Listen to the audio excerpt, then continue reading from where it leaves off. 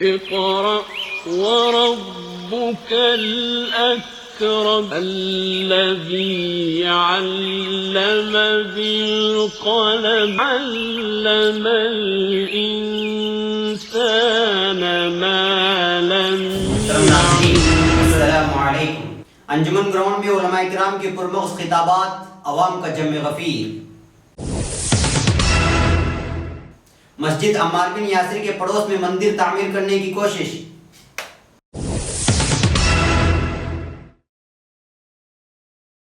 انجمن P U college میں سالانہ جلسے کا انعقاد.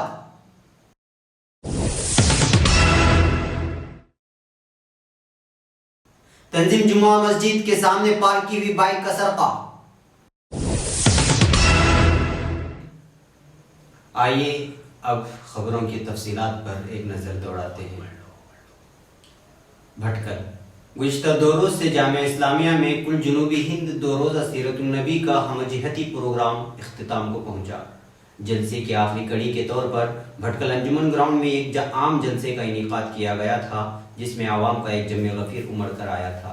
بلکہ یوں کہا جائے کہ پورا شہر ہی یہاں موجود تھا تو اس میں دو رائے نہیں ہوگی. اس جلسے سے خطاب کرتے ہوئے کل ہند پیام انسانیت کے جنرل سیکریٹری اور استاد التفسیر مدرسہ ضیاء العلوم رائے بریلی مولانا بلال حسنی ندوی نے کہا کہ ہمیں سوچنے کی ضرورت ہے، پیغام کی حقیقت کو دل میں بٹھانے کی ضرورت ہے. سیرت کو جب دل سے اپنایا گیا اور عملی میدان میں کود پڑے تو اللہ نے وہ مقام عطا کیا جس کے سلسلے میں وہ سوچ بھی نہیں سکتے تھے. کسریٰ و قیصر کی مثالوں کو پیش کرتے ہوئے محققین کے حوالے سے مولانا نے کہا ان کی تہذیب و تمدن سڑ گل چکے تھے. اس بے روح اور وحشی تہذیب و تمدن کو آپ صلی اللہ علیہ وسلم کی سیرت نے ایسے پلٹا کہ وہ قابل تقلید بن گئے.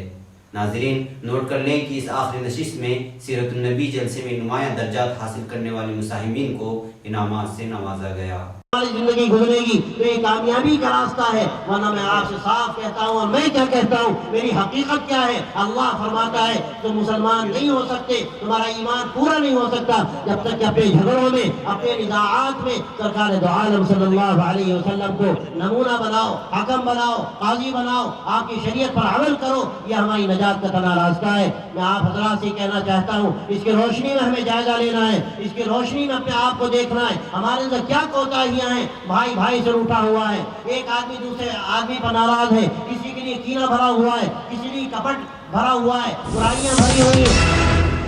بھٹکل شہر کے شمالی جانب ہگل نامی علاقے میں آج صبح مقامی لوگوں نے مسجد عمار بن یاسر کے پڑوس اور عین لبے سڑک پر مندر تعمیر کیے جانے کے معاملے کو لے کر پرزور احتجاج کرتے ہوئے اپنی ناراضگی جتائی ہے.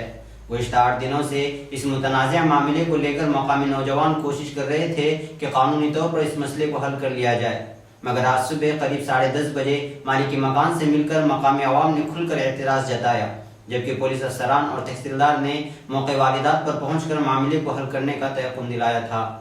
ایک مقامی ذمہ دار نے فکر و خبر سے گفتگو کرتے ہوئے کہا کہ مسجد عمار بن یاسر کے پڑوس میں رہائش پذیر ایک ہندو بھائی نے اپنے گھر کے سامنے مندر بنانے کے بجائے عوام کے لیے اپنے گھر کے گیٹ کے پاس مندر تعمیر کروایا ہے. مقامی لوگوں کا ماننا ہے کہ اگر ہندو بھائی اپنی نجی پوجا پاٹ کے لیے اس طرح گھر کے سامنے مندر تعمیر کرے تو کوئی اعتراض نہیں، مگر چونکہ مسجد پاس ہی موجود ہے اور ایک عام مندر ہونے کی وجہ سے لوگوں کا ہجوم اکٹھا ہوتا ہے، اس بنا پر آئندہ جا کر کوئی بھی صورتحال پیدا ہو سکتی ہے.